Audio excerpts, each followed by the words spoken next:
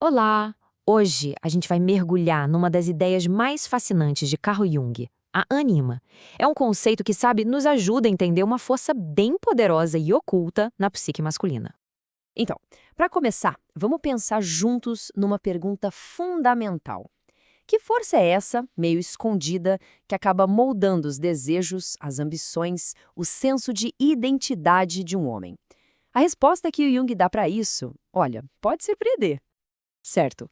Para a gente entender essa força, primeiro a gente precisa dar uma olhada em duas ideias que são, assim, a base da psicologia do Jung.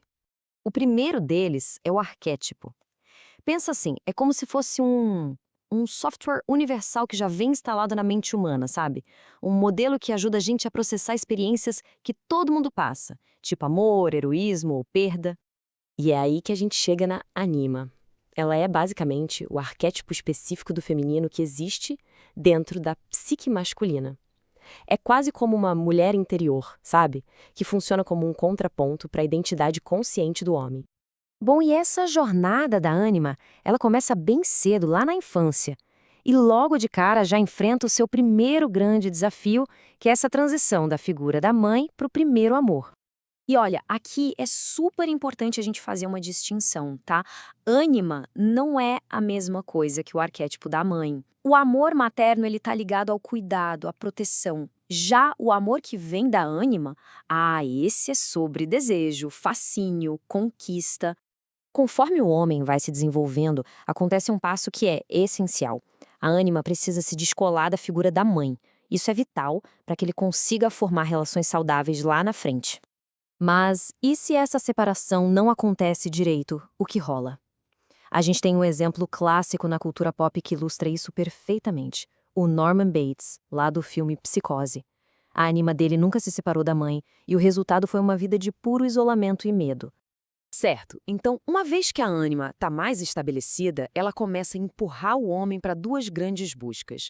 E o interessante é que elas acontecem ao mesmo tempo, durante a vida toda. De um lado, tem a busca externa, que é essa procura por uma parceira, por uma união com outra pessoa. Do outro lado, tem a busca interna, que é a jornada para se encontrar, para se unir consigo mesmo. E é justamente o jeito que um homem lida com essa busca de dentro, a interior, que vai ditar o resultado de tudo. Ele pode acabar encontrando uma fonte de inspiração incrível, a musa dele, ou pode cair num vazio existencial bem profundo. Essa ânima interior, muitas vezes, ela se manifesta na figura de uma musa, sabe? Uma figura idealizada, que muitas vezes é até inatingível. O caso clássico é o de Dante e Beatriz. Ele a viu pouquíssimas vezes na vida, mas essa projeção da ânima dele foi o que inspirou a obra-prima da vida dele. Mas aí fica a pergunta, né? Por que essa musa geralmente precisa ser inatingível? Por que a inspiração parece que vem justamente de alguém que não se pode ter?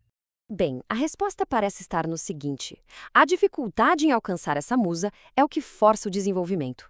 É toda a jornada para se tornar digno dela que impulsiona o crescimento pessoal. Se o ideal é conquistado muito fácil, a motivação meio que some. Mas e o outro lado da moeda? O que acontece quando essa jornada para dentro é ignorada? Aí que a coisa complica. O homem pode ter tudo: relacionamento, carreira, família, e mesmo assim, lá pela meia-idade, sentir um vazio enorme. E muitas vezes ele acaba culpando os outros por uma insatisfação que, na verdade, vem de dentro. Tá, então, como é que se resolve essa crise?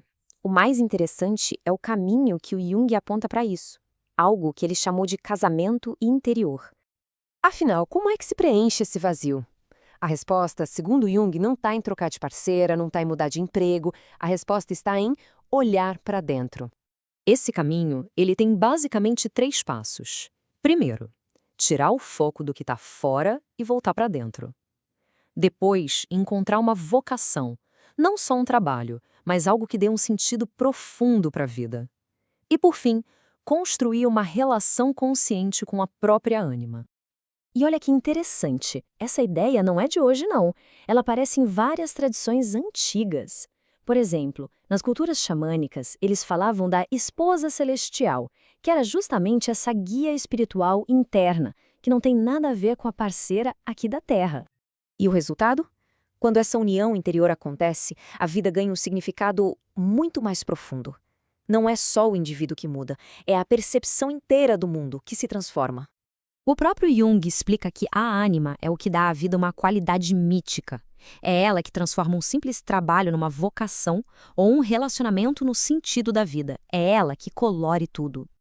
No fim das contas, o ponto principal é este. Quando se cuida dessa vida interior, quando se nutre essa relação com a ânima, os relacionamentos aqui fora ficam mais estáveis. Por quê? Porque eles deixam de carregar o fardo de ter que preencher um buraco que, na verdade, só pode ser preenchido por dentro. E tudo isso nos deixa com uma pergunta final para a gente pensar. Neste nosso mundo moderno, sabe, tão cheio de distrações externas o tempo todo, será que não estamos perdendo o contato com essa nossa metade interior, que é tão, mas tão vital?